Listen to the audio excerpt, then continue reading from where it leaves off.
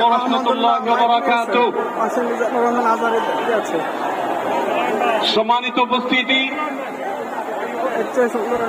বাংলাদেশের সর্বস্তরে সমাপ্তির দিকে আমরা যাব ইনশাআল্লাহ।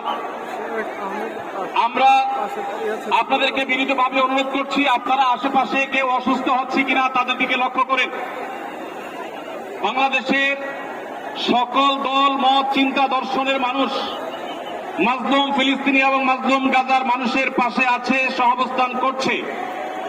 এক কাতারে দাঁড়িয়ে আজ বিশ্ববাসীকে আমরা দেখিয়ে দিতে চাই, আমাদের মধ্যে বিভিন্ন বিষয়ে চিন্তাগত মতপার্থক্য ভিন্নতা থাকতে পারে, কিন্তু মাজলুম ফিলিস্তিনিদের স্বাধীনতা, তাদের অধিকার, গাজার মানুষদের বিরুদ্ধে জুলুম বন্ধের দাবিতে আমরা প্রত্যেকটা বাংলাদেশের মানুষ ধর্ম বর্ণ নির্বিশেষে আমরা প্রত্যেকে তাদের সাথে সংহতি প্রকাশ করছি।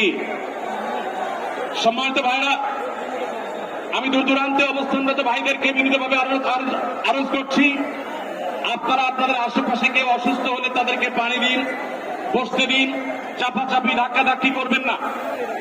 আপনাদেরকে বিনীতভাবে শান্ত হতে অনুরোধ করছি। আমরা এখনই মঞ্চে মেহমানদেরকে ডেকে এনে অনুষ্ঠানের সমাপ্তির দিকে যাব।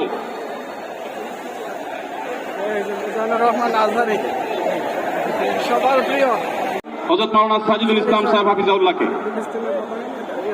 মঞ্চে আসার জন্য অনুরোধ করছি।